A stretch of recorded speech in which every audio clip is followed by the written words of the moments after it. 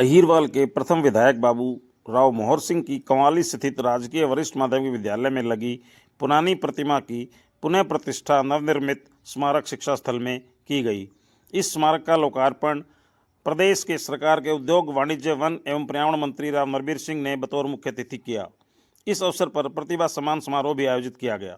समारोह में HPSC पंचकुला की सदस्य ममता यादव भी विशिष्ट अतिथि के तौर पर। और ये ठीक बात भी है कि भाई सरकार बनने के बाद रेवाड़ी आने का प्रोग्राम सिर्फ एक ही बार पिछले इतवार को जो गया उस दिन आ पाया, वरना तकरीबन 90 दिन हो गए। आज 17 तारीख है और 17 अक्टूबर को ही हमने सरकार में शपथ ली थी। पूरे 3 महीना हो गए, आज मौका मिला।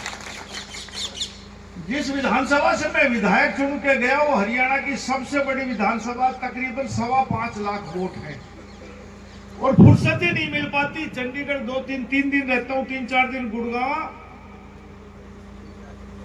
मतलब आप यूं सोचो कि मुझे ग्रीवेंस कमेटी फरीदाबाद और नू मिला है 3 महीने में, एक बार मुश्किल से जा पाया हूं।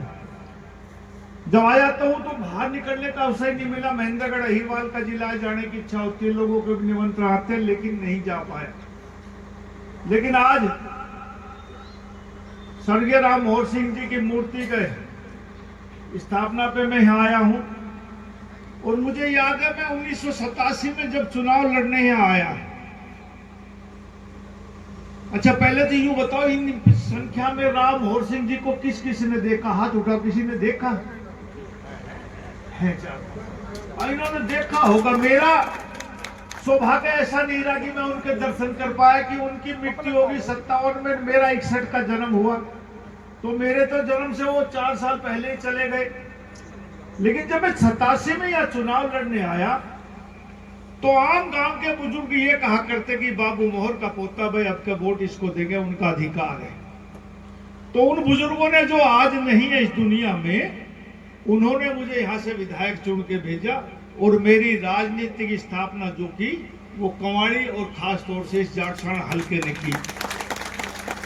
और मैं आज किसी भी पोजीशन पे रहूं, दिली तौर पे मेरा लगाव रहता है कि जाटसाना का आदमी कोई मेरे लायक कोई सेवा हो तो मैं उसका तत्परता से करने की कोशिश करता हूं कि आदमी आया है। आज मैं कहीं भी हूं, बनाने वाले ये लोग हैं। मुझे याद है ओम प्रकाश परखोत्तमपुर का एक सरपंच होता था। जब मैं 96 में सोना से चुनाव लड़ने लगा और जिस दिन नॉमिनेशन भर रहा था तो उस दिन बहुत तादाद में लोग भीड़ थे, तो ओम प्रकाश ने 2-4 मिनट का भाषण दिया। उसने कहा कि सोना के लोगों कि तुम लोगों ने हमें एक छोटा सा पौधा दिया था, हमने इसको पेड़ बना के भेजना, इसको सींचना। वहां के लोगों ने सींचा और ये मेरा सौभाग्य है कि मैं 4 बार MLA बना, 4 बार मंत्री बना हूं। और आज हरियाणा सरकार में मैं कह सकता हूं कि ये सरकार हमारे द्वारा बनाई गई है, इस अहीरवाल के द्वारा, और जो हम लोग चाहेंगे वो सरकार उसी प्रकार इस प्रदेश में विकास के काम करेगी। साथियों, भाजपा की सरकार आने से 2014 से पहले अहीरवाल के आम लोग ये कहा करते कि सरकार हमारे द्वारा बनाई जाती है, और ये ठीक भी है। जब से हरियाणा प्रदेश बना, जो भी सरकारें बनी वो तकरीबन MLA चाहे कांग्रेस की बनी चाहे किसी और दल की बनी, सबसे ज्यादा विधायक इसी इलाके से बन के जाते थे। लेकिन रोजगार में और विकास में ये इलाका उपेक्षित और वंचित रहता था। लेकिन भाजपा की सरकार आने के बाद मैं दावे के साथ ऑन रिकॉर्ड कह सकता हूं कि सबका साथ सबका विकास की तर्ज पर मेरिट के आधार पर जो शिक्षण संस्थाओं में नौकरी दी गई गवर्नमेंट सरकार में, वो सबसे ज्यादा फायदा रेवाड़ी और महेंद्रगढ़ जिले को हुआ। अब कोई किसी भर्ती को आप उठा के देख लो। अभी एक भर्ती हुई जब सरकार में, जब हमने 17 तारीख को, आज से 3 महीना पहले शपथ ली, तो 24,000 आदमियों की लिस्ट आउट हुई बच्चों की।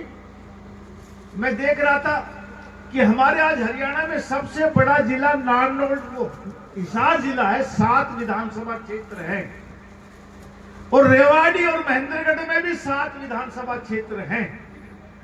वहां शायद 2000 भर्ती हुए पूरे जिले में, हमारे यहाँ 6000 भर्ती हुए। आप अंदाजा लगाओ। ऐसा नहीं कि पहले हमारे बच्चे शिक्षित नहीं थे, हमारे बच्चे काबिल नहीं थे, लेकिन पहले खच्ची पर्ची के हिसाब से राजनीतिक सिफारिश के आधार पर नौकरियां लगती थी। लेकिन भाजपा की सरकार आने के बाद योग्यता के आधार पर नौकरी लगने लगी तो हमारे इस इलाके को भी रोजगार मिलने लगा। विकास के नाम पर अब सोचिए हमारा क्या विकास होता था। छोटी छोटी मांगों पर, छोटे छोटे ट्रांसफर पर यहाँ के एमएलए, यहाँ के मंत्री हम आपस में लड़ करके ये लगेगा और 5 साल खराब करके चले जाते थे। लेकिन भारतीय जनता पार्टी की सरकार आने के बाद हमने महेंद्रगढ़ में लॉजिस्टिक हब बनाया, कोरियावास में मेडिकल कॉलेज बन रहा है, गुड़गांव में मेडिकल कॉलेज बन रहा है।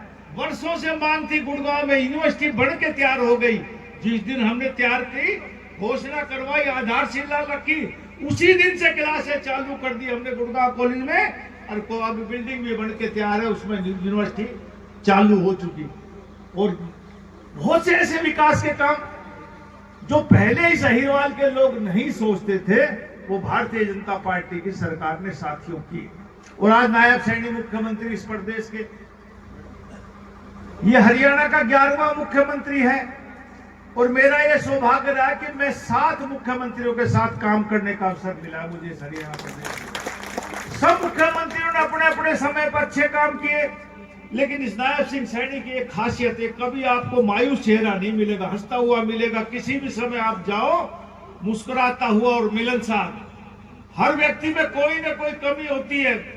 सब मुख्यमंत्री रहे, कोई अकड़ के चलता था, कोई मिलता कम था, कोई बात कम करता था। लेकिन नायब सैनी विकास में भी और मिलनसार में भी आपको हंसमुख मिलेगा। कभी भी आप पकड़ लोगे हाथ तो खड़ा होकर आपकी बात तसल्ली से सुनेगा। ये खासियत इस मुख्यमंत्री में है। और हम तो गर्व कर सकते इस इलाके के लोग कि भाई हम मांग करा करते कि भाई बीसी, अभी बहन जी भी कही थी बीसीए में ये फर्क है, बीसीबी में ये फर्क है। आज हम गर्व से कह सकते हैं कि अहीरवाल के लोग और अहीर कौम बीसीबी में आती है और नायब सैनी भी बीसीबी में आता है। इसलिए आप ये तो सोचो ही मत कि भाई बैकवर्ड क्लास से कुछ अन्याय होगा।